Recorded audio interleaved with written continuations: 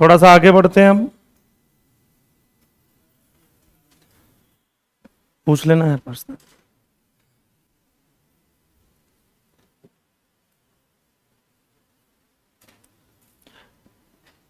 Magnetic force on moving charge particle हमने देख लिया था। अब आगे लिखिए अगली heading, magnetic force between two parallel moving charge particles. Magnetic force between two parallel moving charge particle.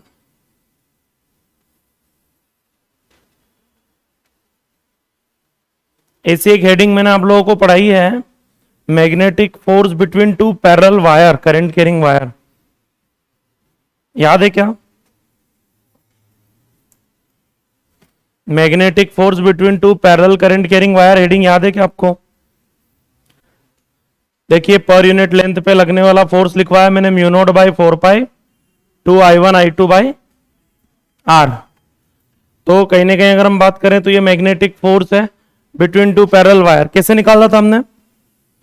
एक वायर की फील्ड दूसरे वायर पे फोर्स लगाएगी, दूसरे वायर की फील्ड, बिल्कुल एग्जैक्ट अरेंजमेंट है ये। यहाँ पे वायर नहीं है, यहाँ पे चार्ज पार्टिकल है, बस दो मूविंग चार्ज पार्टिकल है और एक चार्ज पार्टिकल का फील्ड दूसरे पे फोर्स लगाएगा, दूसरे का फील्ड पहले पे फोर्स लगाएगा।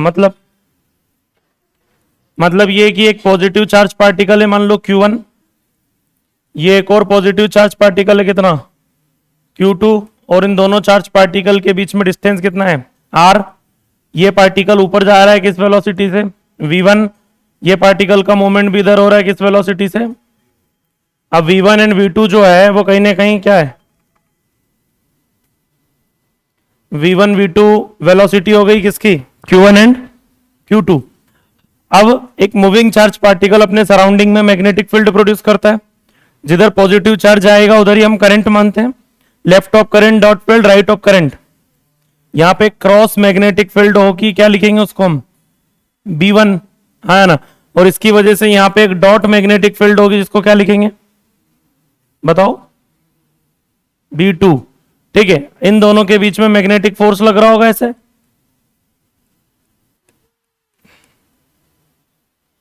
दोनों के बीच में क्या लग रहा होगा, मैग्नेटिक फोर्स लग रहा होगा। क्लियर?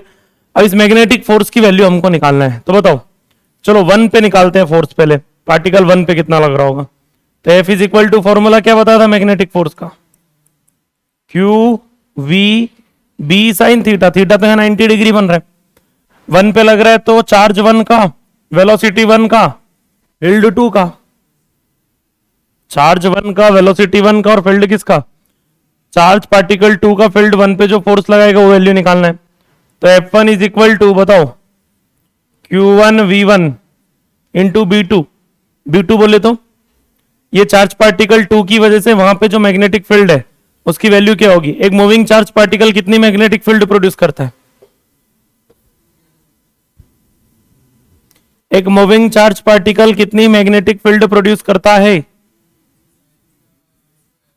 क्या QVB sine theta by R square. QVB sine theta में B क्या है, मैग्नेटिक फील्ड के रिजल्ट में मैग्नेटिक फील्ड है। ऐसे भूलोगे तो कैसे काम चलेगा। क्या लिखवाया मूविंग चार्ज पार्टिकल का magnetic field, mu not by 4 pi QV sine theta by R square. क्या लिखवाया, mu not by 4 pi QV sine theta by, याद है magnetic field due to moving charge particle. और ये हेडिंग अपनी छूट गई थी, मैंने बाद में लिखवाई थी जहां फोर्स स्टार्ट कर रहे थे अपन। अरे याद आ रहा है क्या, मैग्नेटिक फील्ड पूछ रहा हूं मैं, फील्ड पार्ट 1 में जाना पड़ेगा आपको। एक चार्ज पार्टिकल का फील्ड कितना होता है सराउंडिंग में, ऐसे भूलोगे तो कैसे काम चलेगा यार।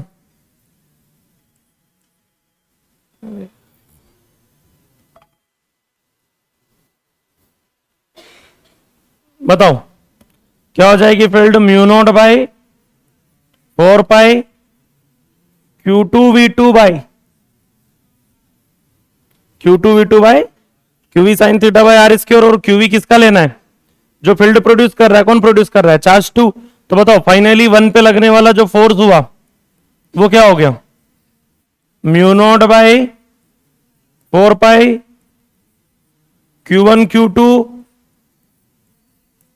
V1 V2 बाय, ये मैग्नेटिक फोर्स है किसके बीच में, दो चार्ज पार्टिकल्स के बीच में। Mu not by 4 pi Q1 Q2 V1 V2 by R square. ये F2 भी आएगा, F2 निकालेंगे तो यहां क्या लिखेंगे Q2, यहां क्या लिखेंगे V2, यहां क्या लिखेंगे B1, और B1 में ये Q1 V1 बन जाएगा। तो रिजल्ट तो यही आना है बाद में, ये रिजल्ट F2 का भी आएगा, छापिए और थोड़ा रिवाइज करके बैठे जो पढ़ा दिया जाए content.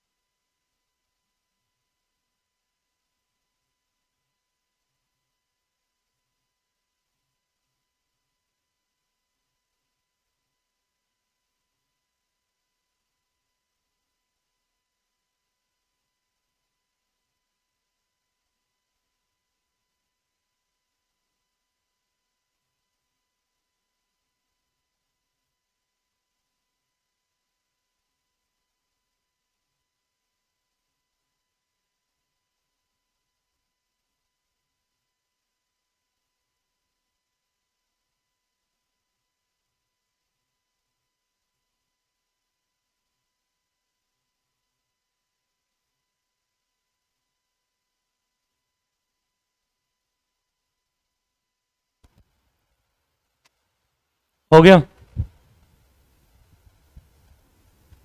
Mu naught by 4 pi Q1 Q2 V1 V2 by R square. ये जो दोनों चार्ज पार्टिकल आपको दिखाई दे रहे हैं, इन पे मैग्नेटिक फोर्स लगेगा या इलेक्ट्रोस्टैटिक फोर्स लगेगा, दोनों लगेंगे। तो मान लो एक पॉजिटिव चार्ज पार्टिकल है V1 वेलोसिटी, वापस से दूसरा positive charge particle V2 velocity, इसका चार्ज हो गया Q1, इसका चार्ज क्या हो गया Q2, इन दोनों के बीच में डिस्टेंस क्या हो गई R। तो बताओ इनके बीच में कितना इलेक्ट्रोस्टैटिक फोर्स लगेगा, इलेक्ट्रोस्टैटिक फोर्स कितना लगता है दो चार्ज पार्टिकल के बीच में, K Q1 Q2 by R square 1 by 4 pi epsilon naught Q1 Q2 by R square. और मैग्नेटिक फोर्स बोलो, mu not by 4 pi Q1 Q2 V1 V2 by, दोनों का रेशियो ले लो, तो 4 पाई से 4 पाई Q1 Q2 से Q1 Q2 आर स्क्वायर से R square, क्या बचा, electrostatic force divided by magnetic force is equal to epsilon naught नीचे आ जाएगा, तो 1 by mu naught into 1 by V1 into. अब आप लोगों को आगे जाके मैं बताऊंगा कि जो स्पीड ऑफ लाइट होती है उसकी वैल्यू होती है 1 by root mu naught epsilon naught. 1 by root mu naught epsilon naught को क्या लिख देंगे हम आगे जाके C। EM वेव में सारी बातें डिस्कस करेंगे, हालांकि मीडियम आता है तो ये रिजल्ट नहीं, वैक्यूम में रहता है, लेकिन ये speed of light in vacuum रहता है 1 by root mu naught epsilon not.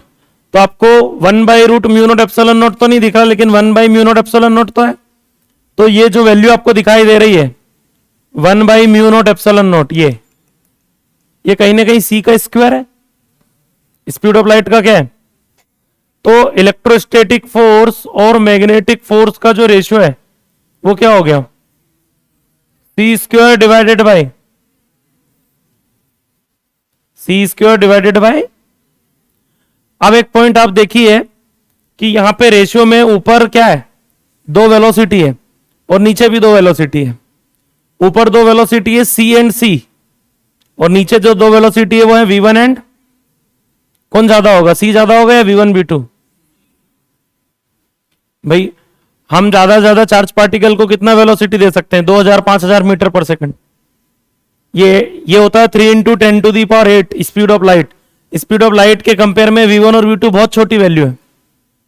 दोनों का मल्टीप्लाई भी हो जाएगा तो शायद एक भी C को बैलेंस नहीं कर पाएंगे। V1 और V2 मिलके ऊपर एक C को भी कैंसिल नहीं कर पाएंगे, लेकिन वहां तो डबल है, C का क्या है? स्क्वायर है। स्पीड ऑफ लाइट का भी स्क्वायर है। तो जो C² है वो बहुत बड़ी वैल्यू है किसके कंपेयर में? V1 V2 के कंपेयर में। इससे एक बात प्रूफ होती है कि अगर C² बहुत बड़ा है, इसका मतलब हो गया कि इलेक्ट्रोस्टैटिक फोर्स काफी स्ट्रॉन्ग फोर्स है किसके कंपेयर में? मैग्नेटिक फोर्स के कंपेयर में। तो दो चार्ज पार्टिकल के बीच में, जब दो पैरेलल मूविंग चार्ज पार्टिकल के बीच में दोनों फोर्स लगते हैं, कौन से दोनों फोर्स लगते हैं? इलेक्ट्रोस्टैटिक फोर्स और, लेकिन नेट फोर्स को कौन डिसाइड करेगा? इलेक्ट्रोस्टैटिक फोर्स, क्योंकि वो बहुत बड़ी वैल्यू है किसके कंपेयर में। तो क्या लिखेंगे? डायरेक्शन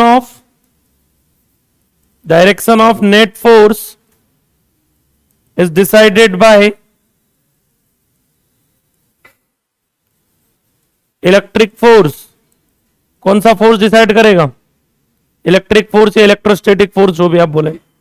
नेट फोर्स का डायरेक्शन इलेक्ट्रोस्टैटिक फोर्स डिसाइड करेगा। और कुछ नहीं बोला जाए तो हम क्या निकाल के आते हैं? Net force. मैं एक दो क्वेश्चंस करवाऊंगा कैसे पूछे गए पहले, अभी छापिए।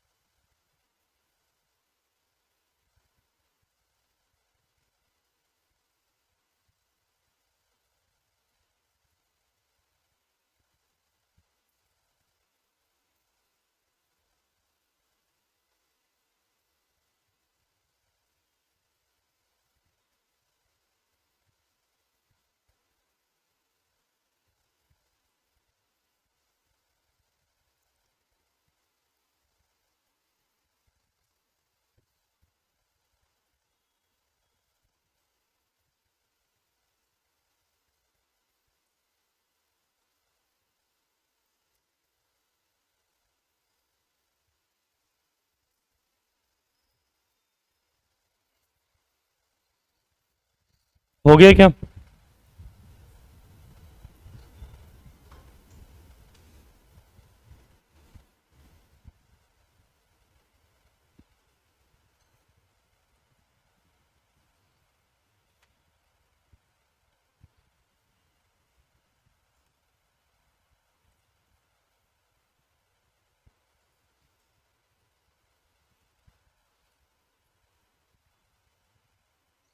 Direction of net force is decided by electrostatic force.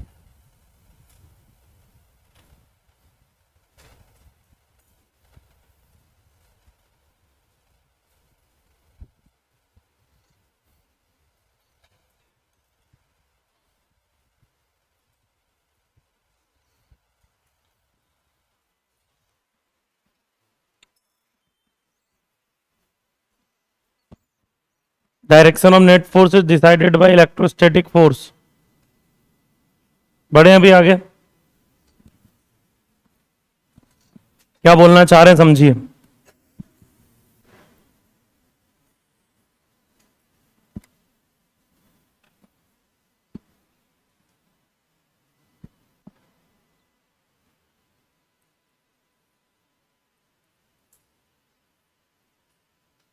दो पॉजिटिव चार्ज एक ही डायरेक्शन में जा रहे हैं और एक केस है कि एक पॉजिटिव चार्ज ऊपर जा रहा है, दूसरा नीचे जा रहा है. एक पॉजिटिव चार्ज और एक नेगेटिव चार्ज दोनों सेम डायरेक्शन में जा रहे हैं. एक पॉजिटिव चार्ज और एक नेगेटिव चार्ज दोनों. अब जैसे दोनों पॉजिटिव है वैसे ही दोनों नेगेटिव के रिजल्ट भी है, तो मैं प्लस का बना लेता हूं, माइनस का सेम ही रहे. मतलब सेम चार्ज और ऑपोजिट चार्ज, अपना टारगेट ये है. बताओ जरा इन दोनों के बीच में मैग्नेटिक फोर्स कैसा लगेगा? मैग्नेटिक अट्रैक्शन या मैग्नेटिक रिपल्शन? कैसे डिसाइड किया? सेम डायरेक्शन में अगर करंट हो तो मैग्नेटिक अट्रैक्शन हो जाएगा पक्का. ठीक है. इलेक्ट्रोस्टैटिक कैसे डिसाइड किया? प्लस प्लस रिपल्सन, उसमें क्या है? और नेट फाइनली ये क्या कर रहे होंगे? अट्रैक्ट कर रहे होंगे या रिपल कर रहे होंगे एक दूसरे? रिपल्शन. ठीक है. Magnetic attraction, electrostatic repulsion, net repulsion. क्योंकि नेट में तो कोई दिक्कत ही नहीं, नेट का आंसर वो आएगा जो इलेक्ट्रिक फोर्स का. क्यों? क्योंकि इलेक्ट्रिक फोर्स बहुत बड़ा है किसके कंपेयर में? मैग्नेटिक फोर्स के कंपेयर में. इधर बताइए मैग्नेटिक क्यों? ऑपोजिट डायरेक्शन में करंट तो मैग्नेटिक रिपल्सन. इलेक्ट्रोस्टैटिक उसमें अट्रैक्शन बोल रहे हैं, बोले ये रिपल हो गया तो ये कैसे हो सकता? जरूरी है? वही वाली बात है कि यार एक दोस्त जिंदा है बोले दूसरा मर गया होगा, वही बात कर रहे हो वापिस अभी हम. ठीक है. एक रिपल्सन हो गया तो बोले दूसरा अट्रैक्शन. क्यों? ये प्लस प्लस अट्रैक्शन होने लग गया इलेक्ट्रोस्टैटिक. नेट इधर मैग्नेटिक रिपल्शन कैसे डिसाइड किया?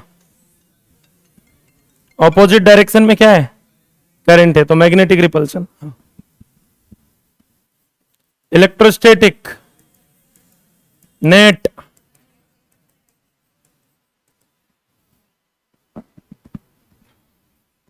हाँ.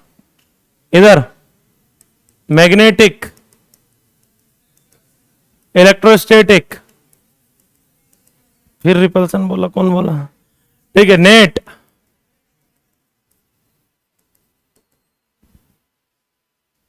किसी को कुछ समझ में नहीं आ रहा तो पूछ सकता है. कौन सा नहीं आया? ये नेगेटिव चार्ज नीचे जा रहा है तो करंट किधर मानोगे? नेगेटिव के ऑपोजिट होती करंट, और प्लस ऊपर जा रहा है तो दोनों की करंट सेम डायरेक्शन में करंट हो तो मैग्नेटिक अट्रैक्शन होता है, और प्लस माइनस में इलेक्ट्रोस्टैटिक अट्रैक्शन तो होना ही है. और नेट तो इलेक्ट्रोस्टैट से डिसाइड होता है.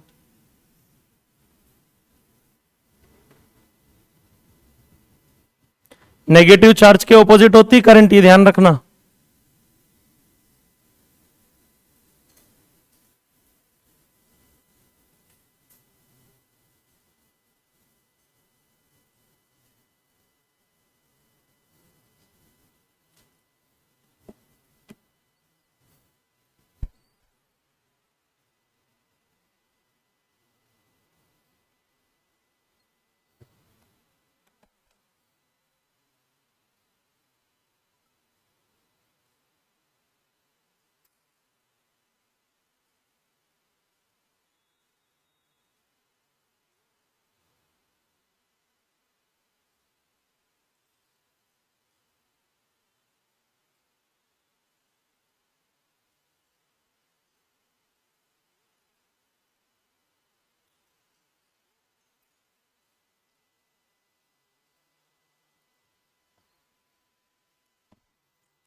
हो गया?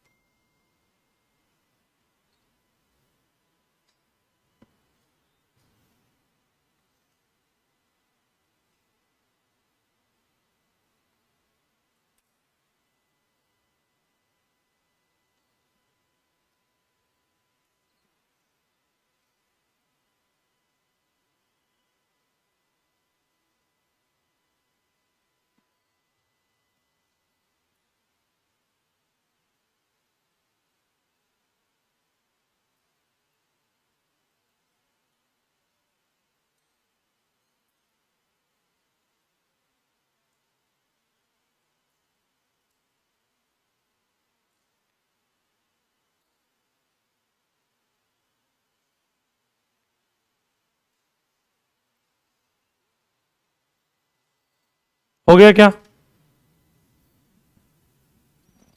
नेट फोर्स का डायरेक्शन किससे डिसाइड होगा?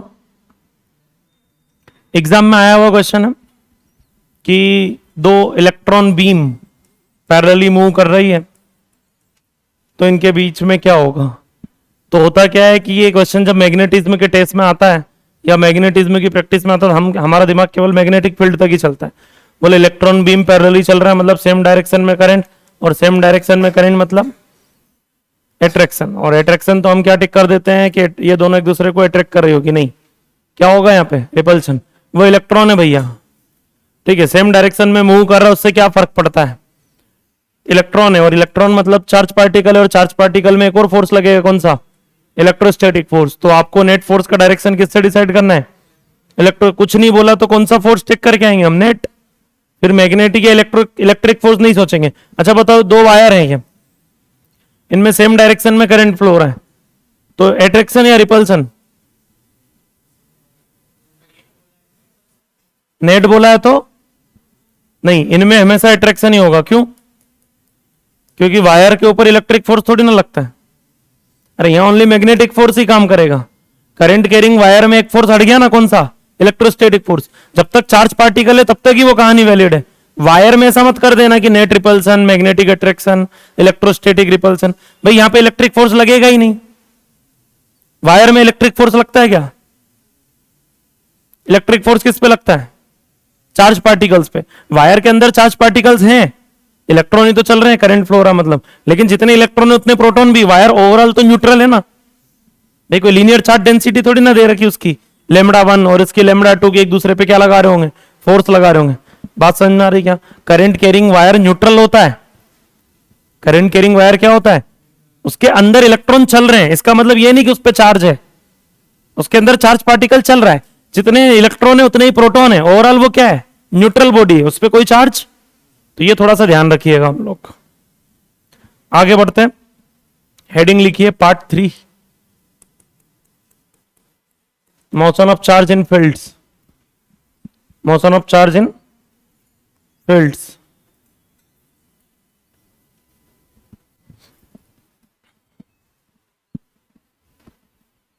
कौन कौन सी फील्ड है? दो फील्ड के अंदर हमको मूवमेंट पढ़ना है, एक तो मैग्नेटिक फील्ड और एक electric field. Motion of charge कहां कहां पढ़ना है हमको? मैग्नेटिक फील्ड में और इलेक्ट्रिक फील्ड में।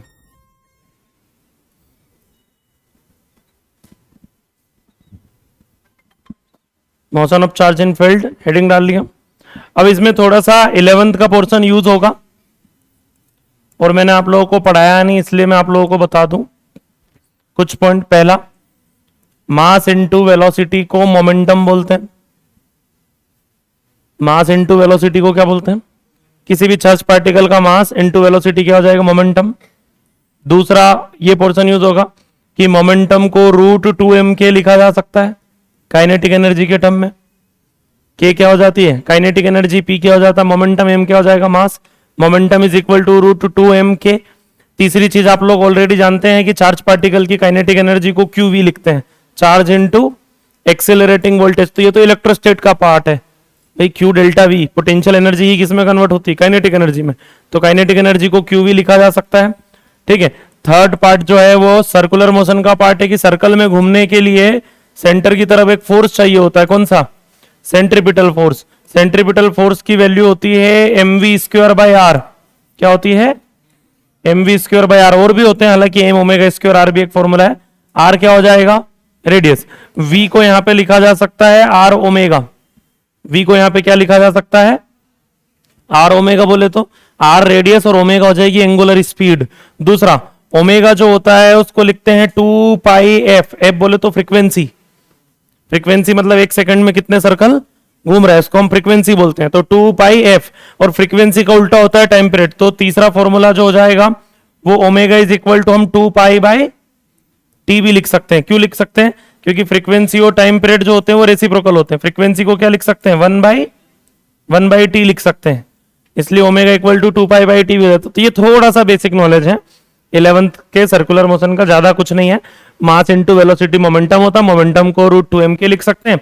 सेंट्रीपिटल फोर्स जो भी होगा वो किसके इक्वल होगा, हमेशा M V square by R के इक्वल होगा। और वी को क्या लिखा जा सकता है, आर ओमेगा। ठीक है, और ओमेगा जो होता है वो क्या होता है 2 पाई एफ, मतलब 2 पाई इंटू फ्रीक्वेंसी, और फ्रीक्वेंसी को 1 बाई टाइम पीरियड लिख सकते हैं। ये कुछ रिजल्ट्स हैं। अच्छा, और एक चीज तो आप जानते हो, स्पेसिफिक चार्ज तो मैंने लिखवाया इलेक्ट्रोस्टैट में। क्या होता है specific charge, charge by mass, किसी भी चार्ज पार्टिकल के चार्ज और मास का रेशियो जो है वो स्पेसिफिक चार्ज है। तो वो तो मैं इलेक्ट्रो वाला पार्ट नहीं लिखवा रहा हूं, ये छापिए। सर्कुलर मोशन का कुछ पोर्शन है जो आपको याद रखना है।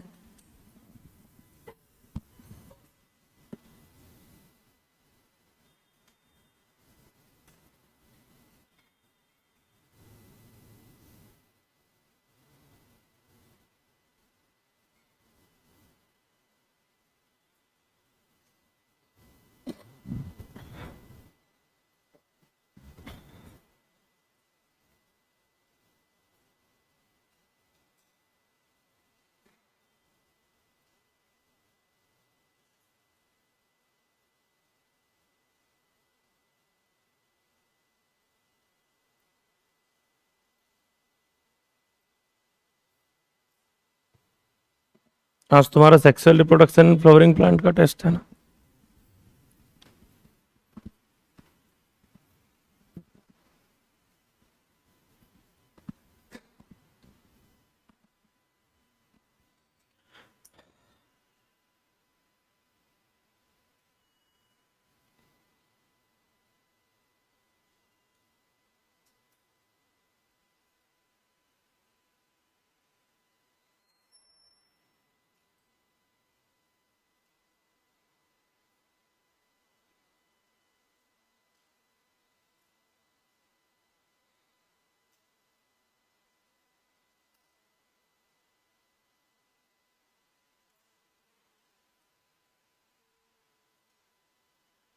हो गया,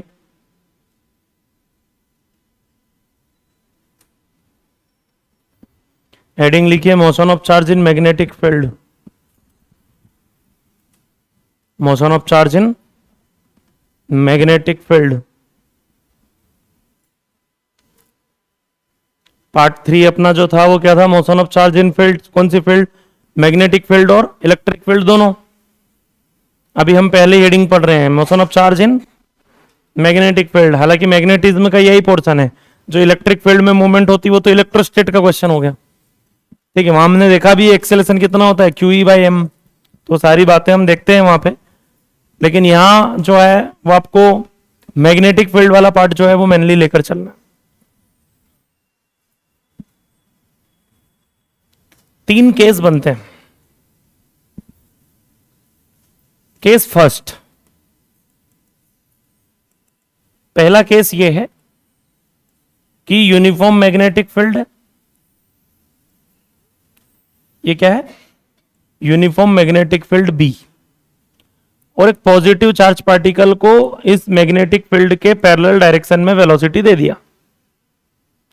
अब मैग्नेटिक फोर्स का फॉर्मूला क्या होता है, QVB sin थीटा, कल लिखवाया था परसों, मतलब QVB sin theta. sin theta में थीटा क्या है, angle between magnetic field and velocity. अब वो कितना है अभी, 0। मैंने आपको बताया था magnetic field moving charge particle पे फोर्स लगाती है, ये दावा कर सकते हैं क्या? नहीं कर सकते हैं। अगर एंगल 0 डिग्री और 180 डिग्री है तो फोर्स नहीं लगेगा। तो यहां पे वही केस है, यहां पे थीटा कितना है? 0 डिग्री। थीटा बोले तो किसके बीच में एंगल है ये? वेलोसिटी और मैग्नेटिक फील्ड में।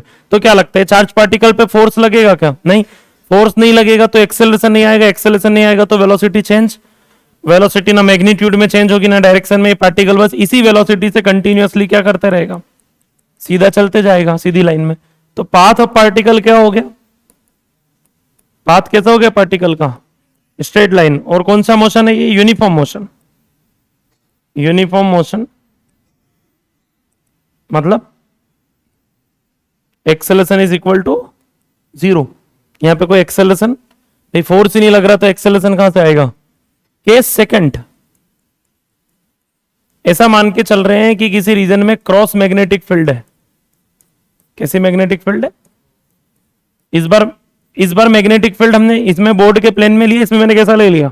इनवर्ड। मैग्नेटिक फील्ड को थोड़ा सा चेंज किया है, इनवर्ड। और एक पॉजिटिव चार्ज पार्टिकल को यहां पे v वेलोसिटी दे दिया जाए। कहां पे? इनवर्ड मैग्नेटिक फील्ड में। तो बताओ इस पॉजिटिव चार्ज पार्टिकल पे मैग्नेटिक फील्ड फोर्स लगाएगी, किधर लगाएगी? ऊपर। तो यहां लगेगा मैग्नेटिक फोर्स इधर, तो यहां लगने के चक्कर में ये घूमेगा, ऐसे घूमेगा, थोड़े टाइम में इसकी स्पीड v हो जाए, v रहेगी मतलब, लेकिन इधर हो जाएगी। क्यों स्पीड v क्यों रहेगी? मैग्नेटिक फोर्स नकारा है, निकम्मा है। निकम्मा मतलब स्पीड नहीं बदल सकता। कल बात हुई थी अपनी परसों कि ओनली डायरेक्शन चेंज करता, मैग्नीट्यूड चेंज। अगर ये 10 मीटर पर सेकंड है तो 10 मीटर पर सेकंड ही रहेगा। हाँ, घुमा दिया ओनली। अच्छा, अब एक बात बताओ, जैसे ही इधर घुमा तो फिंगर्स फील्ड के डायरेक्शन में, थंब करंट के डायरेक्शन में, वेलोसिटी ने अपना डायरेक्शन चेंज किया है, वेलोसिटी के साथ फोर्स भी अपनी डायरेक्शन चेंज कर रहा है। फोर्स भी अपनी डायरेक्शन चेंज कर रहा है। जैसे जैसे वेलोसिटी की डायरेक्शन चेंज हो रही है वैसे फोर्स की भी डायरेक्शन इसलिए हो रही है क्योंकि फोर्स के साथ एक टर्म्स एंड कंडीशन है, आपको हमेशा वेलोसिटी के परपेंडिकुलर रहना है। मैग्नेटिक फोर्स हमेशा वेलोसिटी के, वेलोसिटी इधर है तो फोर्स इधर लग रहा है, वेलोसिटी घूम के इधर हो गया तो फोर्स इधर हो गया, तो ये तो वापस घुमाएगा। बोले हाँ, ये वापस घुमाएगा। और ये कब तक घुमाएगा? ये सर्कल में घुमा देगा। कहां घुमा देगा? ये पार्टिकल को सर्कल में घुमा दिया जाएगा यहां पे। तो थीटा अगर 90 डिग्री है, थीटा अगर क्या है 90 डिग्री है, तो पार्टिकल का जो पाथ है वो कैसा आ जाता है? अब आप लोगों को बता दूं कि फिजिक्स में सर्कल में घूमने के लिए एक फोर्स रिक्वायर्ड होता है जिसका नाम है सेंट्रीपिटल फोर्स। जैसे मून अर्थ के चारों तरफ रिवॉल्व कर रहा है तो सेंट्रीपिटल फोर्स कौन दे रहा है? Gravitational force. अर्थ और मून के बीच में लगने वाला ग्रेविटेशनल फोर्स ही क्या है? सेंट्रीपिटल फोर्स है। क्लियर है क्या? एक रस्सी में पत्थर बांध के अगर हम घुमाएं सर्कल में तो सेंट्रीपिटल फोर्स कौन देता है? टेंशन। स्ट्रिंग के अंदर एक फोर्स लगता है, कौन सा? Tension force. इलेक्ट्रॉन चारों तरफ घूम रहा है एटम में, एटम में जो इलेक्ट्रॉन घूमते हैं न्यूक्लियस के चारों तरफ, सेंट्रीपिटल फोर्स कहां से आता है? Electrostatic force. ये चार्ज पार्टिकल जो घूम रहा है इसको सेंट्रीपिटल फोर्स कौन दे रहा है? Magnetic force. यहां पे सेंट्रीपिटल फोर्स में फिर बता दूं आपको, सेंट्रीपिटल फोर्स किसी फोर्स का मतलब टाइप ऑफ फोर्स नहीं है। वो टाइप ऑफ फोर्स मतलब कोई भी फोर्स सेंट्रीपिटल बन सकता है। कोई भी फोर्स किसका काम कर सकता है? सेंट्रीपिटल का। अच्छा चलो, उसमें रस्सी बंधी हुई थी पत्थर में, अर्थ और मून के बीच में ग्रेविटेशनल फोर्स लग रहा था, यहां मैग्नेटिक फोर्स है। चलो, एटम के अंदर इलेक्ट्रॉन जो घूम रहा है वहां पे, हम बाइक चलाते चलाते घूम जाते हैं ऐसे ही, ना किसी से बंधे हुए ना कुछ भी नहीं, फ्रिक्शन। हमको सेंट्रीपिटल फोर्स कौन दे रहा होता है? किसी स्मूथ सरफेस पे घूम के बताना, कभी नहीं घूम सकते। हमको सेंट्रीपिटल फोर्स कौन दे रहा है? बिना सेंट्रीपिटल फोर्स के सर्कल पे घुमा ही नहीं जा सकता। ये फर्स्ट रिक्वायरमेंट है सर्कुलर पाथ की कि आपको सेंट्रीपिटल फोर्स चाहिए होगा। तो सेंट्रीपिटल फोर्स का काम यहां पे कौन करेगा? Magnetic force. पाथ कैसा हो गया? सर्कुलर। अब ये सर्कल है, यूनिफॉर्म सर्कुलर मोशन रहेगा। यहाँ पे वेलोसिटी का ओनली डायरेक्शन चेंज हो रहा है, फोर्स का भी डायरेक्शन चेंज हो रहा है। एक चीज यहाँ पे पूछी जाती है कि जो सर्कल का प्लेन है, मतलब एक थ्योरी वाला part, plane of circle is perpendicular to magnetic field. Magnetic field किधर है? इनवर्ड। और सर्कल का जो प्लेन बना वो कहां बना? बोर्ड के प्लेन में। तो क्या लिखोगे? बोलो। प्लेन ऑफ सर्कल थ्योरी है ये, इज परपेंडिकुलर टू, मैं आपको बता दूं क्वेश्चन जो आते हैं बहुत आते हैं यहां से, इस सर्कुलर पाथ का हमको रेडियस निकालना है, इस सर्कल में घूमने का फ्रीक्वेंसी, टाइम पीरियड, ओमेगा, सारी चीजें, रेडियस पे बहुत क्वेश्चन आता है। केस थर्ड, केस थर्ड क्या है? केस थर्ड ये है कि इस डायरेक्शन में हम वापस मैग्नेटिक फील्ड को बोर्ड के प्लेन में लेके आ गए, जैसा केस फर्स्ट में था। मैग्नेटिक फील्ड किधर है? बोर्ड के प्लेन में, इधर है। अब एक पॉजिटिव चार्ज पार्टिकल को किधर फेंकें? बोले अगर फील्ड के डायरेक्शन में फेंकेंगे तो क्या होगा? सीधे ही निकल जाएगा। ये केस हो जाएगा कौन सा? Straight line. और मान लो इस चार्ज पार्टिकल को ऐसे फेंक दिया फील्ड के परपेंडिकुलर 90 डिग्री के एंगल पे, तो ये यहीं के यहीं घूमने लगेगा सर्कल पे। थीटा जब 90 डिग्री हो तो मैग्नेटिक फील्ड के परपेंडिकुलर क्या बन जाता है? सर्कल बन जाता है। तो बोले एक काम करते हैं, इसको ऐसा कुछ वेलोसिटी देते हैं जो ना तो इस टाइप का कोई वेलोसिटी देते हैं जो ना तो मैग्नेटिक फील्ड के पैरेलल है ना ही मैग्नेटिक फील्ड के, कुछ एंगल बना दिया थीटा, 30 डिग्री, 60 डिग्री, 45 डिग्री जैसा कुछ। वेलोसिटी हमने ना तो परपेंडिकुलर टू मैग्नेटिक फील्ड रखा, मतलब थीटा का वैल्यू ना तो हमने 90 डिग्री रखा, ना हमने 0 डिग्री रखा, ना 180 डिग्री रखा, कुछ वैल्यू रख दिया 30, 60, 40। बोले वेलोसिटी के दो कंपोनेंट आएंगे। कौन से दो कंपोनेंट आएंगे?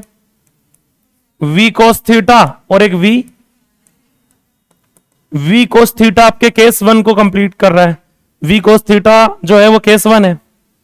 v cos थीटा मतलब v cos थीटा वो वेलोसिटी है जो मैग्नेटिक फील्ड के पैरेलल है, तो वो चार्ज पार्टिकल को कहां खींच के ले जाने का ट्राई करेगी? स्ट्रेट लाइन पे, सीधी लाइन में, कि भाई चलते रहो इधर, है ना। और v sin theta case two है। v sin थीटा बोलेगा कि घूमो, कहां घूमो? सर्कल में। अब चार्ज पार्टिकल को दो काम करना है, घूमना भी है और चलना भी, तो ये घूम घूम के चलेगा, ठीक है। और घूम घूम के चलेगा मतलब स्पाइरल नहीं, हेलिकल पाथ बोलते हैं इसको। क्या बोलते हैं? Helical path with uniform pitch. Helical path with uniform,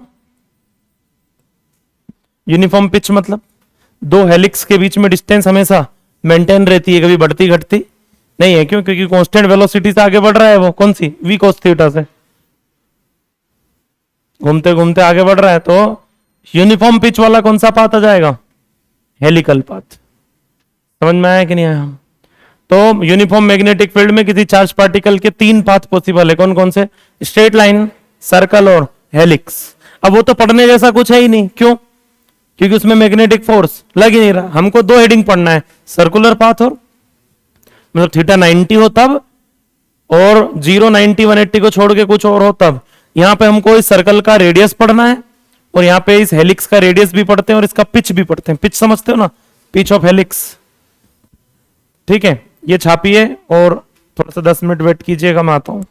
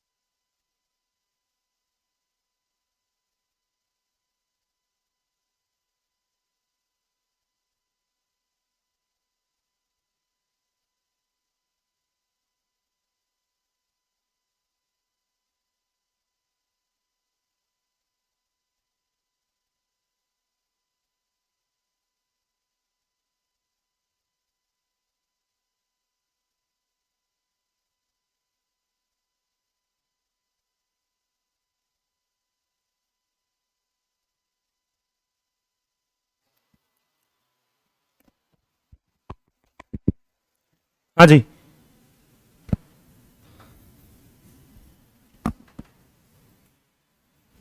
case second लिखिए, थीटा 90 डिग्री वाला केस हम पढ़ रहे हैं।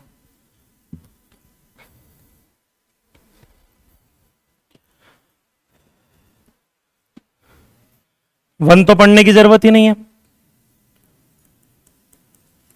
केस सेकंड जिसमें थीटा कितना है, मतलब ये है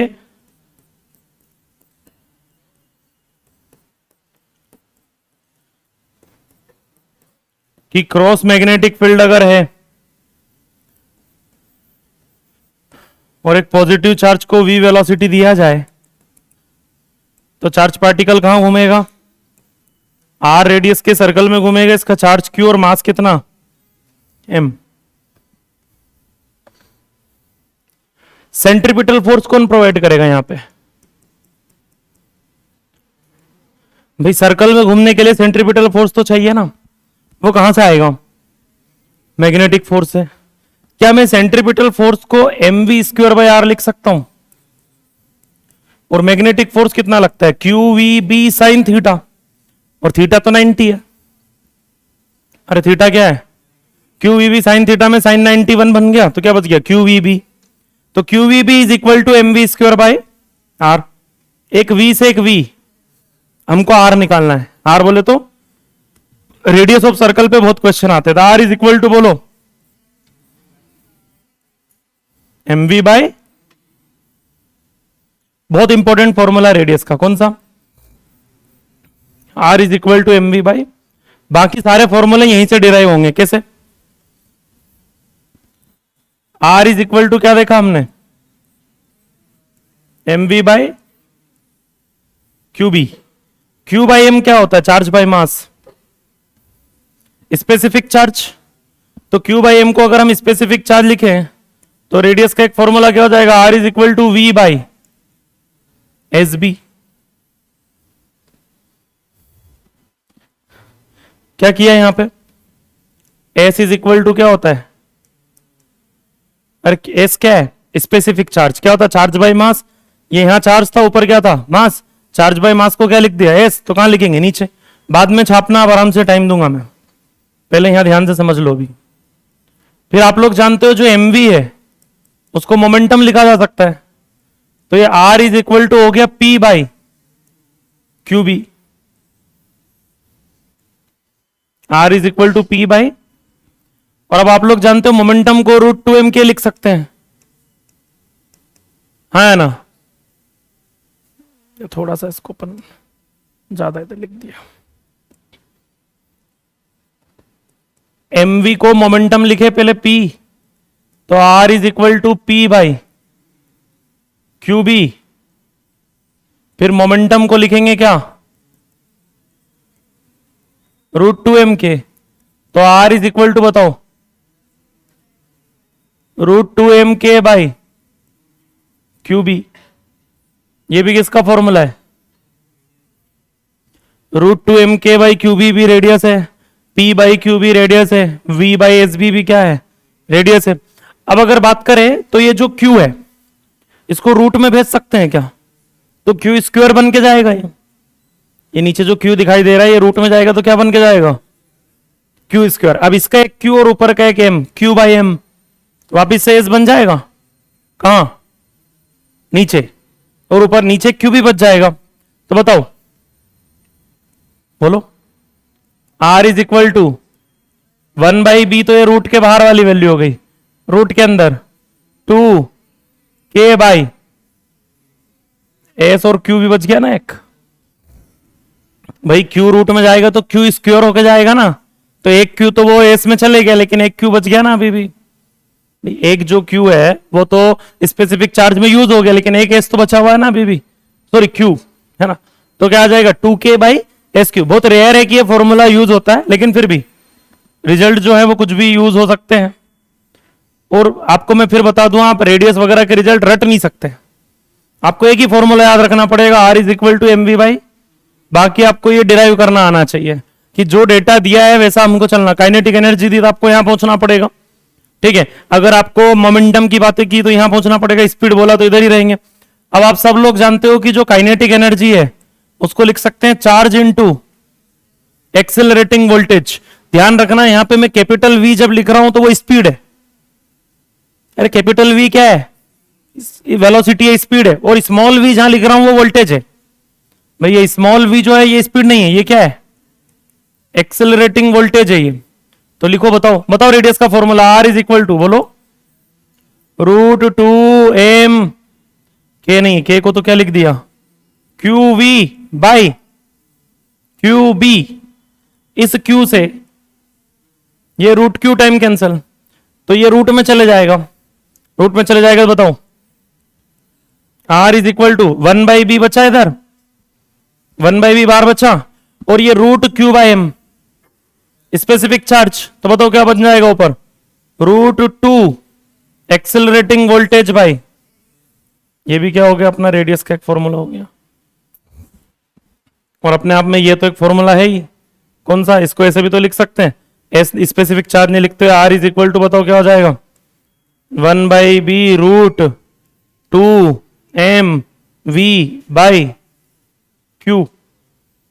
ये भी तो किसका फॉर्मूला है, रेडियस का।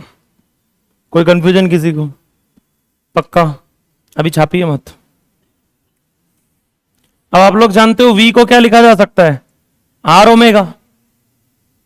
v को क्या लिख सकते हैं, तो लिख दीजिए, तो r is equal to m, v की जगह पे आर ओमेगा बाई, बोलो, क्यू बी। आर से आर, ओमेगा की वैल्यू कितनी आ गई, omega is equal to Q B by M, और क्यू बाई एम बोले तो सब, क्यू बाई एम को क्या लिख देंगे, एच, तो सब हो जाएगा। ये किसका रिजल्ट हो गया? अच्छा एक चीज है, ओमेगा, ओमेगा को क्या लिख सकते हैं, 2πf, क्या लिख सकते हैं, तो ओमेगा को जैसे ही लिखोगे क्या, 2πf, तो यहां से फ्रीक्वेंसी का रिजल्ट बताओ क्या बनेगा, क्यूबी बाई, बोलो, 2π, और वही क्यू बाई एम को क्या लिख सकते हैं, लेकिन रहने दो, है ना, कब तक लिखेंगे। और आप लोग जानते हो टाइम पीरियड जो होता है वो रेसिप्रोकल है किसका, तो 1/फ्रीक्वेंसी को टाइम पीरियड बोलते हैं, तो टाइम पीरियड का रिजल्ट बोलिए, 2πm बाय, बहुत इंपॉर्टेंट फॉर्मूला है ये, टाइम पीरियड और फ्रीक्वेंसी का। क्यों? क्योंकि ये दोनों जो है वो किस पे डिपेंड नहीं कर रहे हैं, स्पीड पे। टाइम पीरियड किस पे डिपेंड नहीं कर रहा है, टाइम पीरियड के रिजल्ट में स्पीड। लेकिन ऐसा कैसे हो सकता है, एक चार्ज पार्टिकल को मान लो हमने फील्ड में धीरे फेंका और एक चार्ज पार्टिकल को हमने फास्ट फेंका, तो एक सर्कल पे जल्दी कौन घूमेगा, जो फास्ट चल रहा है वो या जो स्लो चल रहा है वो? हाँ जी, साथ में घूमेंगे, टाइम पीरियड सेम आ रहा है, लेकिन थोड़ा सा सोचो ना, जो फास्ट चल रहा है वो जल्दी घूम जाना चाहिए। मान लो एक को स्पीड मैंने 5 मीटर पर सेकंड दिया एक चार्ज को, और उसी चार्ज पार्टिकल को अगली बार स्पीड मैंने 10 मीटर पर सेकंड दिया, तो कब वो सर्कल जल्दी कंप्लीट करेगा? हाँ जी, एग्जैक्टली exactly। जब आप स्पीड डबल करते हो तो रेडियस क्या हो जाती है, डबल। वो बड़े सर्कल में घूमेगा लेकिन उतनी टाइम में घूमेगा, स्पीड पर डिपेंड नहीं करता क्या, टाइम पीरियड। आया समझ में कि नहीं आया? छापिए। हाँ जी, अच्छा अभी तो ये भी बचा।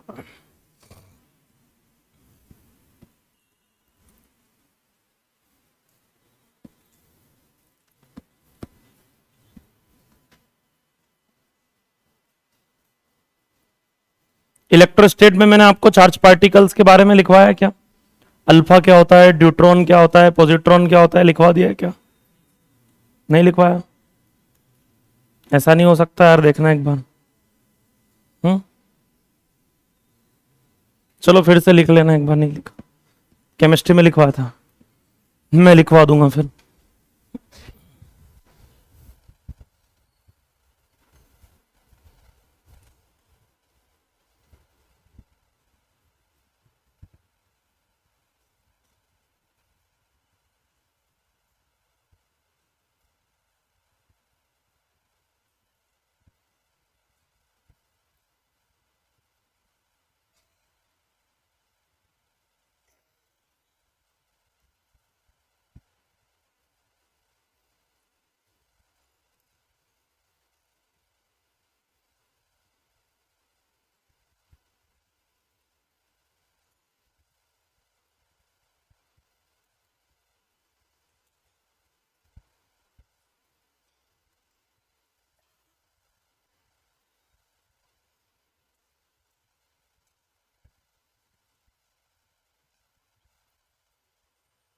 लिख लिया?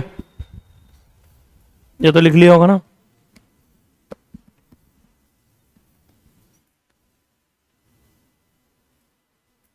R is equal to M V by,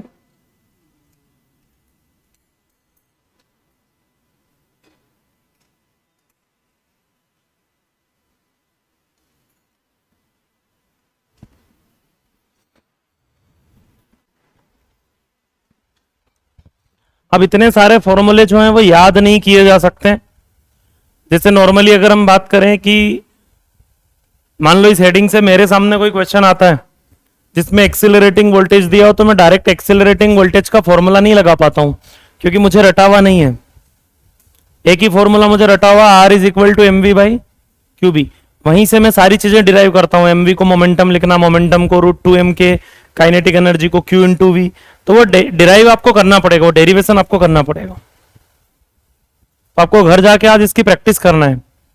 are equal to M V by Q B page के सेंटर में लिख के, जैसा मैंने डेरिवेशन की है ऐसा कोशिश करना है कि हम कितने फॉर्मूले बना सकते हैं। फिर चेक करना है कि कौन कौन से मिस हो गए गलती से, कौन से बच गए, कौन से हमने बना लिए, जो बच गया वो क्यों बच गया, क्या नहीं लिख पाए। ट्राई करना है। ये प्रैक्टिस नहीं करोगे तब तक यहाँ के क्वेश्चंस नहीं बनेंगे। ये डेरिवेशन सीखना पड़ेगा आपको।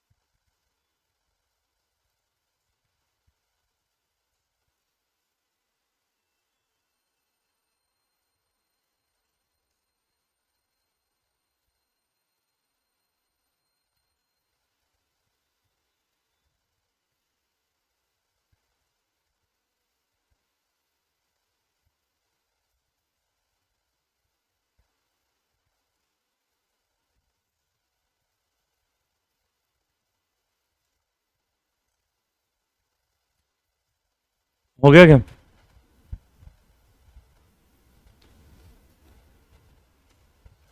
लिखते हैं चार्ज पार्टिकल्स।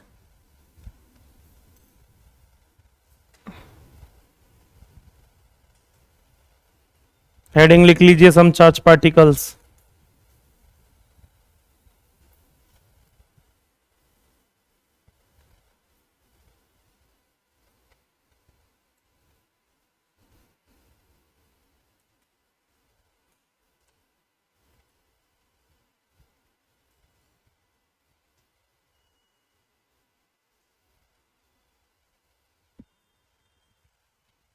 लिख लिए सारे रिजल्ट्स? घर जाके इनको डिराइव करने की कोशिश करना है एक पेज पे बार बार। अगले 2-3 दिन के अंदर आपके प्रैक्टिस में आ जाना चाहिए कि कौन सा रिजल्ट कैसे डिराइव हुआ है, क्योंकि ये रटे नहीं जा सकते, ये मैं श्योरिटी ले रहा हूँ। इतने फॉर्मूले रटने से अच्छा है पूरे मैग्नेटिज्म के फॉर्मूले याद हो जाएंगे। ठीक है, तो ये डेरिवेशन ही करना पड़ेगा भैया कि Q बाय M को क्या लिख सकते हैं, स्पेसिफिक चार्ज, MV को क्या लिख सकते हैं, मोमेंटम, मोमेंटम को क्या लिख सकते हैं, √2m K को क्या लिख सकता हूं, Q इंटू V। ठीक है, वो लिखना ही पड़ेगा, वो लिखना आना चाहिए बस। बड़े आगे छाप लिया था ना।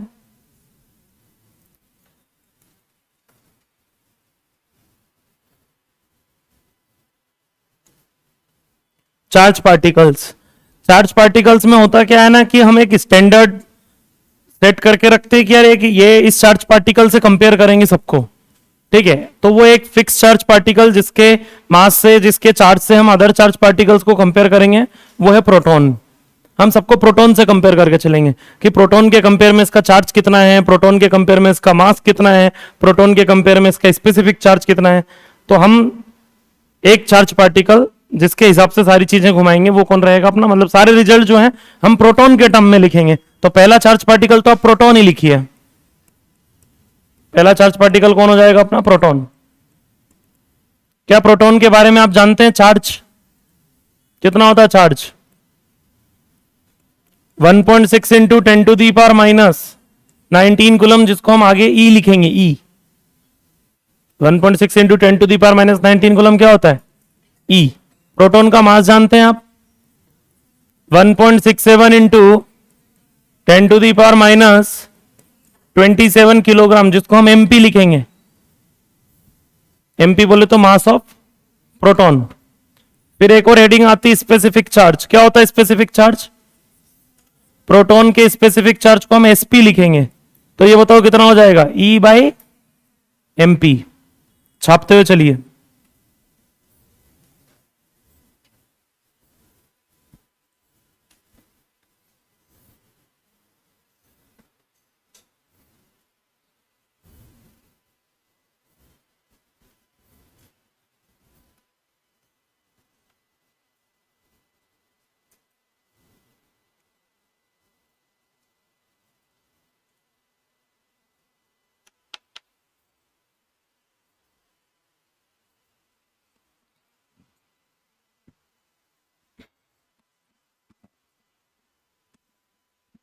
बुक है किसी के पास अभी? हाँ,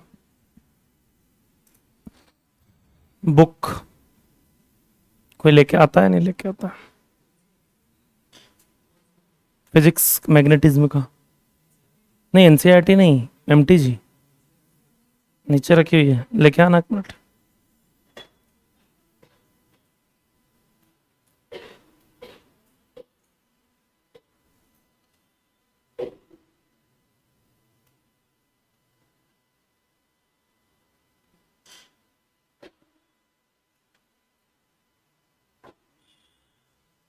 हो गया?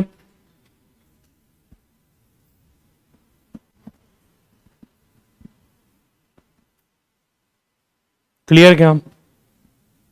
दूसरा चार्ज पार्टिकल लिखते हैं जिसको अल्फा पार्टिकल बोलते हैं।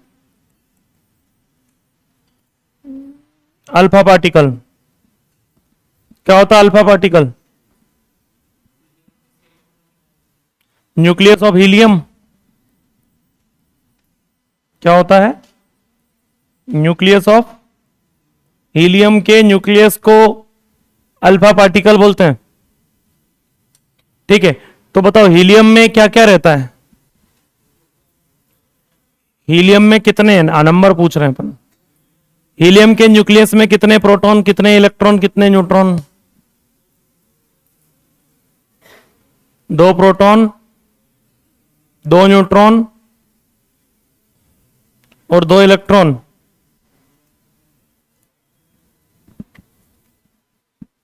क्या बात है, न्यूक्लियस में इलेक्ट्रॉन रहने लगे अब, बताओ कैसे काम चलेगा? इलेक्ट्रॉन है न्यूक्लियस के अंदर रह रहा है, तो बेचारे प्रोटॉन और न्यूट्रॉन का क्या जीवन, खराब जीवन है उनका तो।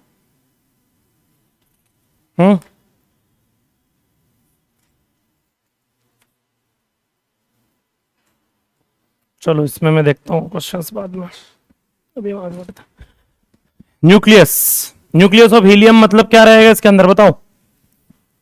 2 प्रोटॉन रहेंगे और 2, आप जानते हैं प्रोटॉन और न्यूट्रॉन का मास सेम होता है। प्रोटॉन और न्यूट्रॉन दोनों का मास सेम होता है, एक जैसा। ये 1.67 इंटू 10⁻⁻27 किलोग्राम, थोड़ा सा ज्यादा होता है न्यूट्रॉन, लेकिन ठीक है, कैलकुलेशन में दोनों क्या मान के चलेंगे, सेम। एक 1.67 होता है, एक 1.67 समथिंग कुछ और होता है, थोड़ा और आगे, तो वो डेसिमल के बाद है, 2 डेसिमल के बाद डिफरेंस है। अदरवाइज दोनों का मास अप्रोक्स क्या होता है, सेम। मास सेम होता है, तो क्या मैं इसको ऐसा लिख सकता हूं कि अल्फा पार्टिकल पे चार्ज कितना है? बताओ चार्ज कितना आएगा? अल्फा पार्टिकल पे चार्ज कितना आएगा?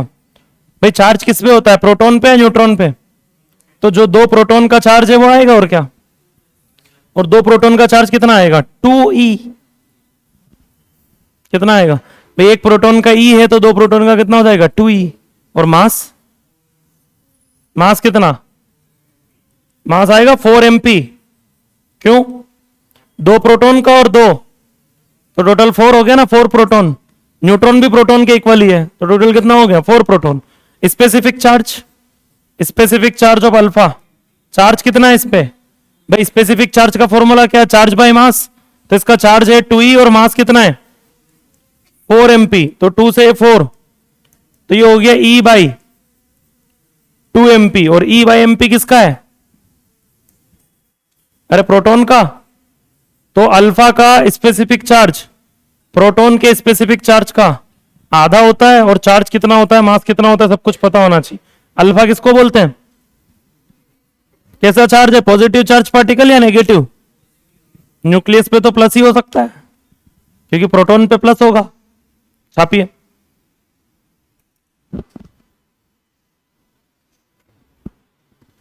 लिखवा दिए क्या है कि नहीं लिखवा?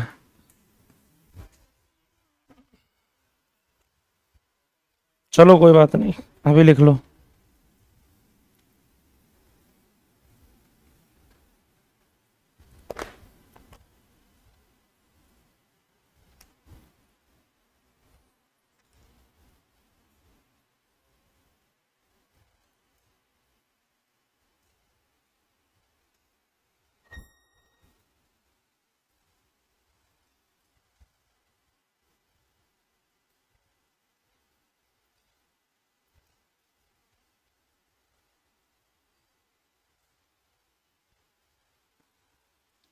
पेज नंबर 139, 8 to 11 करना है।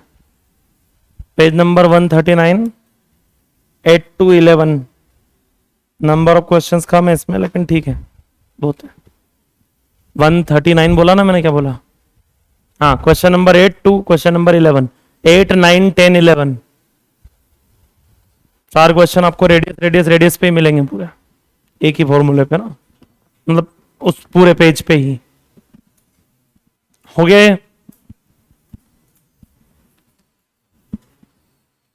बढ़े आगे।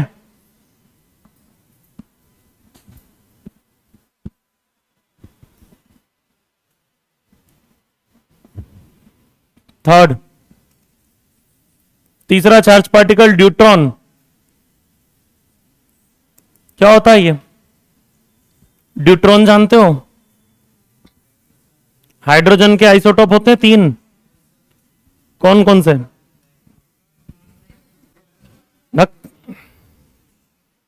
कुछ भी।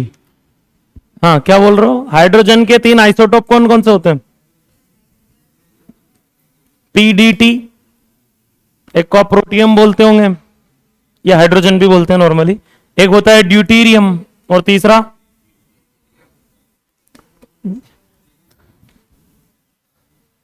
पीडीटी में से जो दूसरा वाला है कौन, ड्यूटीरियम, उसके न्यूक्लियस का नाम है ड्यूट्रॉन। क्या है ये, न्यूक्लियस ऑफ ड्यूटीरियम। ड्यूटीरियम का न्यूक्लियस ही क्या है, ड्यूट्रॉन है। आइसोटोप क्या होते हैं, मास सेम हो, मास चेंज हो, मास सेम हो,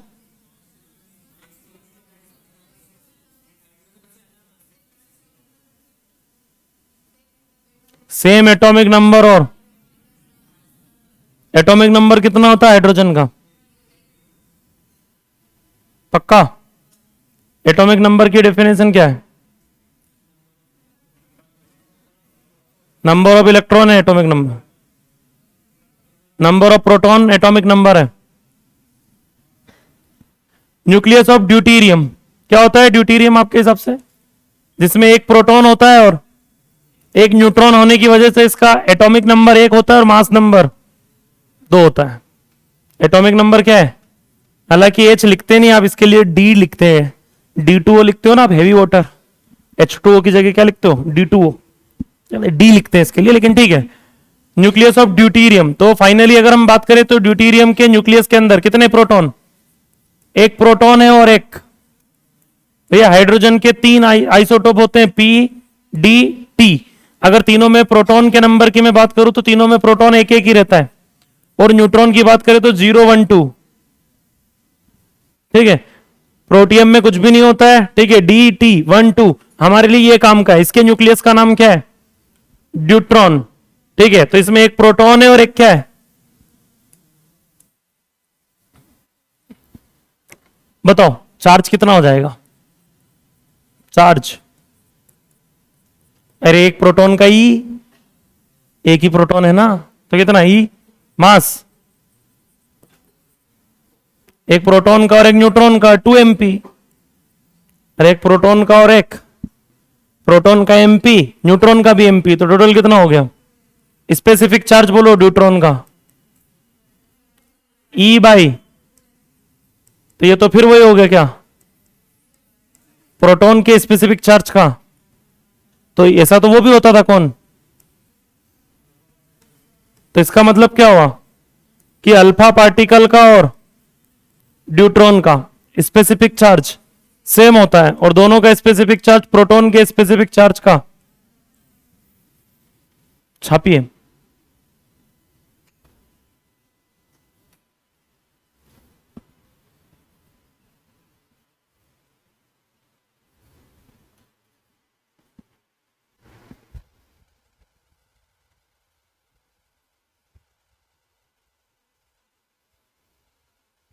कुछ भी बोलते रहते हो तुम लोग।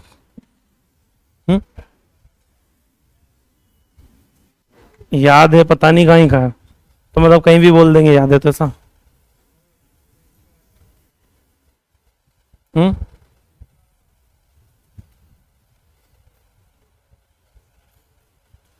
याद तो मुझे वंडर ऑफ साइंस भी है, मैं बोलने लग जाऊं क्या अगले हेडिंग में, कर नहीं सकता ना वो, जिसकी जहां जरूरत हो वहीं बोलना चाहिए। तुम्हारे जीवन में से वंडर ऑफ साइंस की जरूरत खत्म हो चुकी है। आया था एग्जाम में, इस बार नहीं आया था, नहीं आया, वंडर ऑफ साइंस ही नहीं आया। क्या वंडर ऑफ एग्जाम है यार, वंडर ऑफ साइंस नहीं पूछा, अब नहीं आता है, 10th तक आता है। हाँ जी, हाँ हमने तो 6th में पढ़ा था तो 12th तक लिखा था, 6th में पढ़ लिया था, 2 लाइन 7th में ऐड कर दी थी उसमें, 8th में गए थे तो 1 लाइन और जोड़ ली कहीं ना कहीं से ढूंढ के, एक एक 2 2 लाइन जोड़ते गए, 12th तक वही चला है, एक ही ऐसा चलता।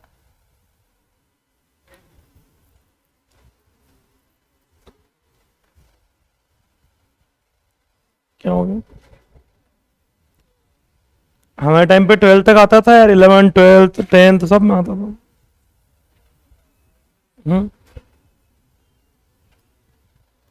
10 नंबर में आता था हमारे इधर। हमारे टाइम पे 10 में आता था और एप्लीकेशन आता था वो 6 7 8 मार्क्स का, 16 17 वो हो जाते थे और 10 20 मार्क्स वहां से आ जाते थे। वो पैराग्राफ नहीं आते, उसी में से आंसर ढूंढना होता है। हो गए पास और क्या, तो ये इतना ही आता था और क्या। हिंदी इंग्लिश में तो ऐसे ही पास हुआ जाता है। हो गए ड्यूट्रॉन, आगे बढ़े। फोर्थ चार्ज पार्टिकल आप सबका फेवरेट, ठीक है, इलेक्ट्रॉन। ये भी नेगेटिव, आप भी नेगेटिव, ठीक है। इलेक्ट्रॉन बताओ चार्ज कितना होता है? चार्ज -1.6 इंटू 10⁻⁻, मतलब माइनस ही, क्या बोलेंगे? लेकिन मैग्नीट्यूड में बात करें तो प्रोटॉन के चार्ज के बराबर ही है। वो प्लस ही है, ये क्या है? मास। 9.1 इंटू 10⁻31, और इसको अगर कंपेयर करें किससे? प्रोटॉन के मास से, तो प्रोटॉन के मास का 1/1837 टाइम होता है, 1837, ठीक है। अब स्पेसिफिक चार्ज ऑफ इलेक्ट्रॉन पे आऊंगा तो बताओ क्या हो जाएगा? ई बाई, तो बोलो चार्ज बाई मास। मास किसका? प्रोटॉन के मास का 1837 ऊपर चले जाएगा, और ई बाई एम पी क्या होता है? प्रोटॉन का स्पेसिफिक चार्ज। तो जो इलेक्ट्रॉन का स्पेसिफिक चार्ज है वो 1837 टाइम है किसका?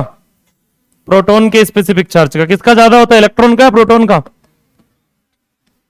इलेक्ट्रॉन के पास स्पेसिफिक चार्ज ज्यादा है, क्यों? क्योंकि मास कम है। छापिए।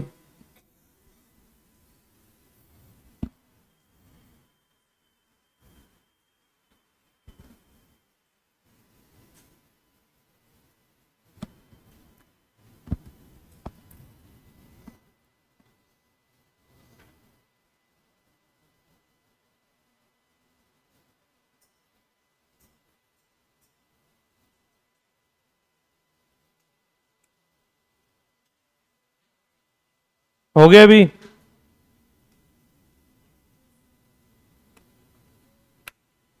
हाँ जी, लास्ट। अच्छा, इस इलेक्ट्रॉन का ही नाम है क्या? बीटा पार्टिकल इसी को बोलते हैं।